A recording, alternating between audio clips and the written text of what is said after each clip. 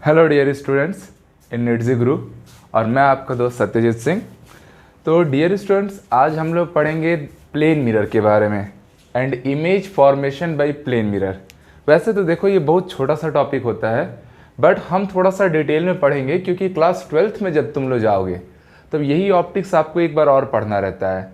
तो वहाँ पर कुछ इंपॉर्टेंट चीज़ें होती हैं कि अगर दो प्लेन मिरर एक दूसरे के साथ किसी पर्टिकुलर एंगल पर इंक्लाइंड कर दिए जाएं तो नंबर ऑफ इमेजेस के केसेस पूछे जाते हैं, ठीक है। और प्लेन मिरर होती है उससे जो इमेज बनते हैं उसकी जो डिफरेंट कैरेक्टरिस्टिक्स है वो भी आपको पता होना चाहिए। तो चलो हम लोग थोड़ा सा आज पढ़ाई करते हैं प्लेन मिरर। तो भैया प्लेन मिरर क्या है?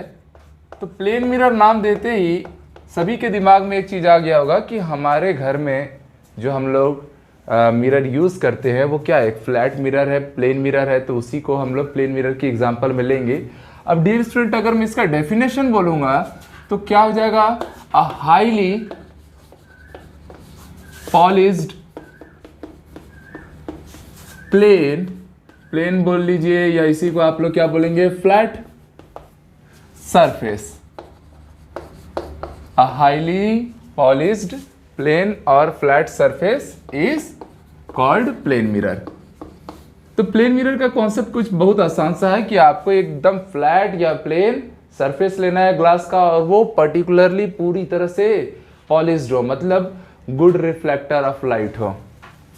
तो उसी को हम नाम दे देंगे प्लेन मिरर। अब बच्चों, अगर मैं इसके कैरेक्टरिस्टिक्स के ऊपर बात करूं कि भैया प्लेन मिरर की क्या क्या प्रॉपर्टीज हैं, तो ये देखना, ये बड़ा इंपॉर्टेंट चीज है, ठीक है। अगर मैं बात कर रहा हूं प्लेन मिरर की प्रॉपर्टीज पे, तो पहली प्रॉपर्टी आप ये समझिए, मैंने अपने लास्ट वीडियो में आपको एक इंपॉर्टेंट चीज कराया था कि जो इमेजेस बनती हैं बच्चों वो दो टाइप की बनती थी। एक होता था रियल इमेज और दूसरा होता था इमेजिनरी इमेज, जिसको हम लोग वर्चुअल इमेज के नाम से भी जानते थे। और उनके बीच में क्या क्या बेसिक से डिफरेंस होते हैं वो सारी बातें हमने अपने इसी वीडियो के जस्ट पीछे वाले वीडियो में हमने कवर की हुई हैं। तो मैंने आपको ये रियल और वर्चुअल इमेज के बीच में जब डिफरेंस पढ़ाया था तब मैंने ये बताया था कि जो रियल इमेजेस होती हैं वो इन्वर्टेड होती हैं, उल्टी बनती हैं, और जो वर्चुअल इमेजेस होती हैं वो एरेक्ट होती हैं, मतलब सीधी क्रिएट होती हैं, सीधी बनती हैं। तो डियर स्टूडेंट, आप लोगों ने कभी भी मिरर में, जो प्लेन मिरर आपके घर में होगा, अपना जब इमेज देखे थे तो वो इमेज कैसा था? एरेक्ट था। आपका इमेज कैसा था? एरेक्ट था। तो अगर वो इमेज एरेक्टेड था दैट मीन्स कि this image was a virtual image. तो इस पर्टिकुलर केस में जो प्लेन मिरर से हमारा इमेज बनता है वो वर्चुअल रहता है, एरेक्ट रहता है। एक और चीज देखो, साइंस यही है, हर चीज आपने अपने सामने होता हुआ देखा है, उसी को अरेंज कर रहे हैं बस। अगर मान लीजिए ये, जैसे ये एक मेरे लिए एक प्लेन मिरर है, ठीक है, और मैं यहाँ खड़ा हूं, तो मेरा जो इमेज होगा ना बच्चों, वो इस प्लेन मिरर के ही अंदर इक्वल डिस्टेंस पर ही होगा। मतलब अगर मैं एक कदम आगे बढ़ाऊंगा तो मैं देखूंगा कि मेरा इमेज भी मेरी तरफ एक कदम आगे बढ़ गया है। अगर मैं एक कदम पीछे ले जाऊंगा तो मैं देखूंगा कि मेरा इमेज ही मुझसे एक कदम दूर चले गया है। कहने का मतलब यह है कि प्लेन मिरर में, कि ये जो प्लेन मिरर है, ओके, तो इस पर्टिकुलर प्लेन मिरर में जो ऑब्जेक्ट है, ऑब्जेक्ट मतलब मान लीजिए हम हैं, ठीक है, तो ऑब्जेक्ट का डिस्टेंस और इस मिरर के अंदर बनने वाला, मान लो ये पूरा आपका प्लेन मिरर का एक रीजन रहेगा, इस मिरर के अंदर बनने वाला जो इमेज है उसका डिस्टेंस हमेशा क्या रहने वाला है? इक्वल रहने वाला है। ओके, प्लेन मिरर की खास प्रॉपर्टी है कि ऑब्जेक्ट डिस्टेंस को, अब आप लोग याद रख लो, ऑब्जेक्ट डिस्टेंस को हम लोग रिप्रेजेंट करेंगे यू से। वो किसकी इक्वल होगा? इमेज डिस्टेंस के। और इमेज डिस्टेंस को हम इस चैप्टर में यूज करेंगे v से। तो u should equal to v in case of plane mirror. वहीं जब आप स्फेरिकल मिरर लोगे बच्चों तो ऐसा हो बिल्कुल जरूरी नहीं है, कई केसेस में इक्वल हो भी सकते हैं, नहीं भी हो सकते हैं। बट अगर बात प्लेन मिरर की होगी, ये था आप लोग का प्लेन मिरर ना, तो ऑब्जेक्ट जहां पर है और उसी से इक्वल डिस्टेंस पे आपका इमेज भी फॉर्म करेगा। और अगर नेक्स्ट देखा जाए तो प्लेन मिरर के केस में जो इमेज बनता है बच्चों, इमेज इज लेटरली इनवर्टेड। मतलब समझिए, जब आप आईने के सामने खड़े होते हैं और जब अपने इमेज को आप देख पाते हैं तो आप देखते हैं कि आपका जो राइट वाला पार्ट है वो आपकी इमेज के लेफ्ट में आ चुका है। जैसे मान लीजिए मैंने इस चौक को अपने राइट हैंड में रखा है, पर जब मैं अपने इमेज को प्लेन मिरर में चेक करूंगा तब मैं देखूंगा कि मेरा ये हैंड जिसमें ये चौक है वो लेफ्ट हैंड में लोकेटेड होगा। तो यहाँ पर आप समझ रहे हैं कि प्लेन मिरर ने क्या किया, इमेज को 180 डिग्री रोटेट करके रख दिया। तो प्लेन मिरर में जो इमेज फॉर्मेशन होता है वो लेटरली इन्वर्टेड होता है, मतलब राइट की चीज लेफ्ट चले जाएगी, लेफ्ट की चीज राइट में आ जाएगी। तो this was the properties and the definition of plane mirror. अब हम बड़ा इंपॉर्टेंट सब पॉइंट सीखेंगे जो आपको higher class means class 12th में भी यूजफुल रहेगा। तो चलिए डियर स्टूडेंट अब आगे देखा जाए। तो डियर स्टूडेंट हमने देखा प्लेन मिरर और उससे जो इमेज फॉर्म होता है उसकी प्रॉपर्टीज। तो इमेज में क्या देखिए हम लोग कि इमेज का जो डिस्टेंस होता है वो ऑब्जेक्ट डिस्टेंस की इक्वल होता है, इमेज वर्चुअल होता है, इरेक्ट होता है। एक और इम्पॉर्टेंट पॉइंट याद रखना बच्चों कि प्लेन मिरर के केस में जो ऑब्जेक्ट का साइज होता है वही इमेज का साइज होता है। मतलब अगर मेरा साइज जितना भी होगा, अगर मेरा मिरर में मैं अपनी इमेज को भी देखूंगा तो वो भी उसी साइज का दिखाई देगा, ऐसा प्लेन मिरर की प्रॉपर्टी है। वही अगर बात होगा स्पेरिकल मिरर्स में, तो स्पेरिकल मिरर जिसको हम लोग अगले वीडियो में कवर करेंगे उसमें हमारा जो इमेज का साइज होता है वो या तो मैग्नीफाइड होता है या तो डिमिनाइज्ड हो जाता है। तो चलिए अब बच्चों नेक्स्ट आ जाते हैं हम लोग कि वो केस करते हैं जब दो प्लेन मिरर एक पर्टिकुलर एंगल पे एक दूसरे से प्लेस्ड हो तब नंबर ऑफ इमेजेस कितने क्रिएट होंगे। तो व्हेन, एक minute, two plane mirrors are placed at particular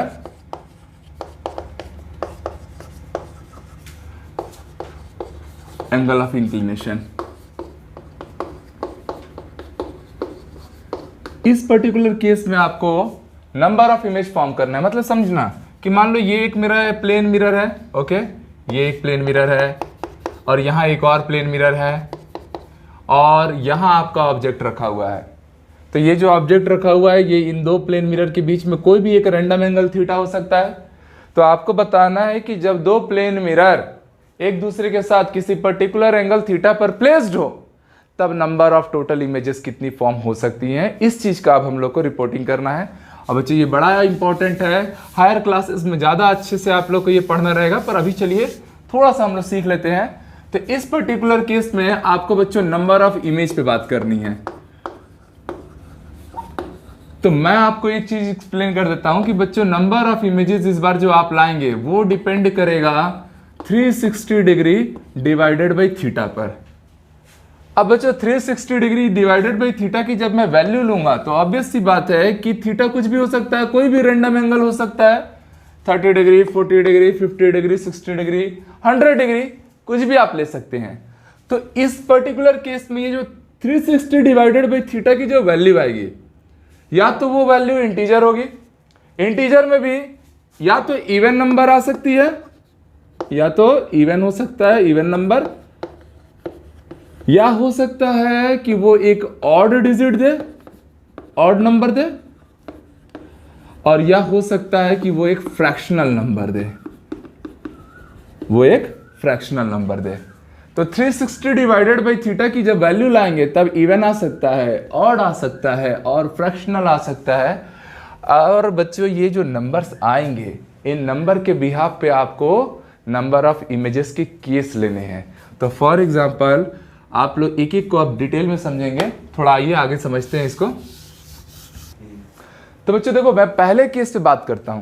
पहले केस में हम लोग ले लेते हैं कि मान लीजिए आप लोग का मैं n की वैल्यू इक्वल ले लेता हूं 360 डिवाइडेड बाई थीटा, इसको मैं क्या नाम देता हूं n, और मैं मान लेता हूं कि यहां पर जो n आया है वो एक इवन नंबर है। वो कौन सा नंबर है बच्चों? Even number. बड़े प्यार से देखो, बहुत इंपॉर्टेंट, और ऐसा लगेगा जैसे मैजिक हो रहा है। ऐसी चीजें आपको अभी समझ में आएंगी। तो n की वैल्यू 360 डिवाइडेड बाई थीटा है, where n is an even number. तो उस पर्टिकुलर केस में बच्चों नंबर ऑफ अगर आपको इमेजेस चाहिए होंगे, कितने इमेज, अगर n इवन नंबर आता है तब कितने इमेज बनेंगे बच्चों, तो वो होगा n-1। बहुत आसान सी बात है। फॉर एग्जाम्पल बच्चों देख लीजिए, अगर हम बोल रहे हैं कि मेरी थीटा की वैल्यू बाई चांस मान लीजिए 60 डिग्री है, कितनी डिग्री है, 60 डिग्री, तो मैं n की वैल्यू लाया, this is 360 degree divided by theta, मतलब जब हम इसे सॉल्व करेंगे तो बच्चों कितना आया, 6 अपने आप में कौन सा नंबर है बच्चों, इवन नंबर है। तो यहां से तुरंत बता दीजिए नंबर ऑफ इमेज कितना आया। अगर n की वैल्यू 6 आई है तो नंबर ऑफ इमेज कितने होने वाले हैं, इवन के केस में n-1। तो टोटल कितने इमेज आए बच्चों, 5 इमेजेस। कितना आसान सा मैथमेटिक्स लग रहा है, और उससे आप लोग टोटल नंबर ऑफ कितने इमेजेस फॉर्म हो सकते हैं वो सारी बातें आप ला पा रहे हैं। एक और छोटा सा एग्जांपल चलो ले लेते हैं हम लोग।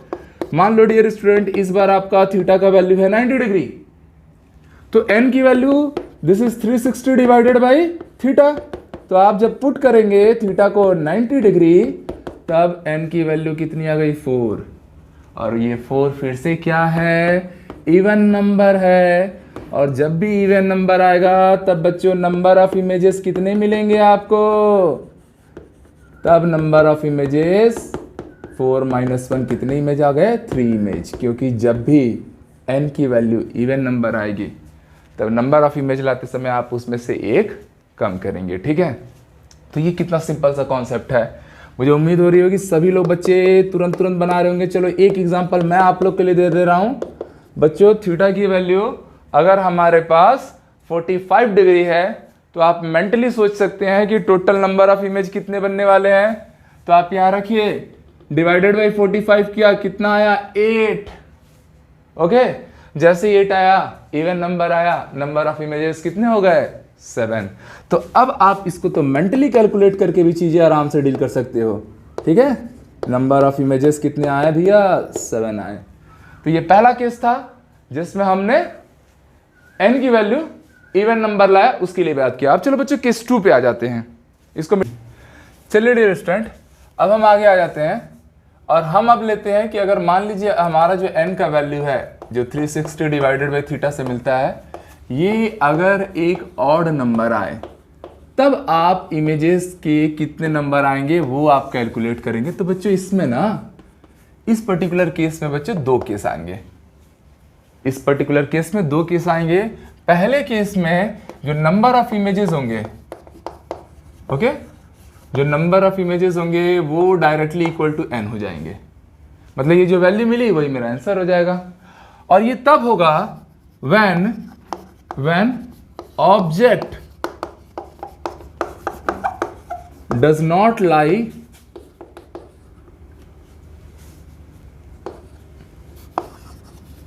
on the plane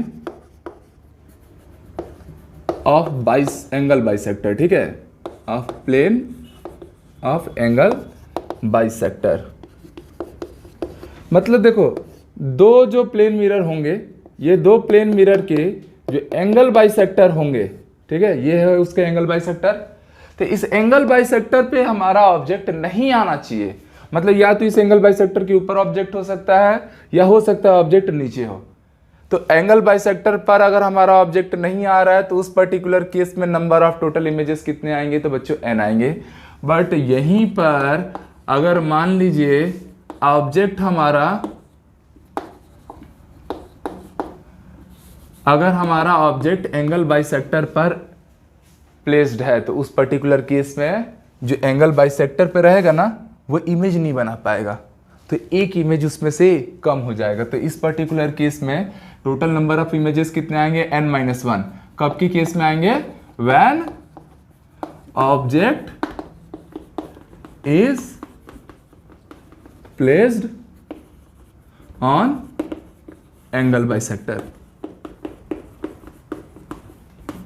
तो एंगल बाइसेक्टर प्लेन पे अगर हमारा ऑब्जेक्ट रखा हुआ है तो वहां पे नंबर ऑफ इमेजेस एक कम होके मिलेंगी। जैसे बच्चे ये पहला प्लेन मिरर है, ये दूसरा प्लेन मिरर है, ये एंगल बाइसेक्टर था और एंगल बाइसेक्टर पर ही ऑब्जेक्ट था। तो अगर वो बीचों बीच है तो उसका इमेज नहीं बनेगा, तो एक केस इसमें कम हो जाएगा, बाकी सारी ही जो टोटल नंबर ऑफ केसेस आएंगे वो आप काउंट करेंगे। जैसे एग्जांपल चलिए हम मान लेते हैं कि हमने एग्जांपल लिया, इस केस में एग्जांपल ले रहा हूँ, थीटा n की वैल्यू में लाने जा रहा हूँ और मैंने मान लिया है कि मेरा थीटा 40 डिग्री है। ओके, थीटा मेरा 40 डिग्री है, तो बच्चों n की वैल्यू अगर आप लेंगे this is 360 degree divided by theta, तो मैं देखा n की वैल्यू कितनी आई, 9 आई है। और जब बच्चों 9 आई है तो 9 इज एन ऑड नंबर। तो इस पर्टिकुलर केस में अगर आप चेक करेंगे, देखो बच्चों ये जो इमेज फॉर्मेशन वाला केस है ना, ये इंपॉर्टेंट है एनटीएससी के लिए। तो हमारा देखो चैनल ही इसी चीज़ के लिए है कि अगर आप बड़े एग्जाम्स के लिए एम्बिशियस हो तो हर वो चीज़ जो आपके लिए रिक्वायर्ड होगी हम प्रोवाइड करेंगे। तो एनटीएससी, केवीपीवाई जैसे ये जो ओलंपियाड जैसे जो एग्जाम्स होते हैं बच्चों, उनमें कई बार इससे रिलेटेड क्वेश्चंस आ चुके हैं, कई बार आ चुके हैं, इसलिए मैं ये टॉपिक आप लोग को कवर करवा के दे रहा हूँ। ठीक है, तो बच्चों अगर n की वैल्यू ऑड आई है तो इसके दो केस हो सकते थे। पहला केस, ये वाला केस मैं इधर ही लिख लेता हूं कि यहां पर अगर मैं नंबर ऑफ इमेजेस काउंट करूंगा, कब के लिए, जब हमारा ऑब्जेक्ट एंगल बाइसेक्टर प्लेन पर अवेलेबल नहीं है, उस पर्टिकुलर केस में नंबर ऑफ इमेज कितने आ जाएंगे, 9। पर जब मैं ये वाला केस लूंगा, नंबर ऑफ इमेज इस पर्टिकुलर केस पे बताना है बच्चों कि जब आपका ऑब्जेक्ट दो प्लेन के एंगल बाइसेक्टर प्लेन पर अवेलेबल है या उस पर प्लेस्ड है, तो उस पर्टिकुलर केस में आपके आंसर कितने आएंगे, 8 इमेजेस। तो ये केस आप याद रखना बच्चों।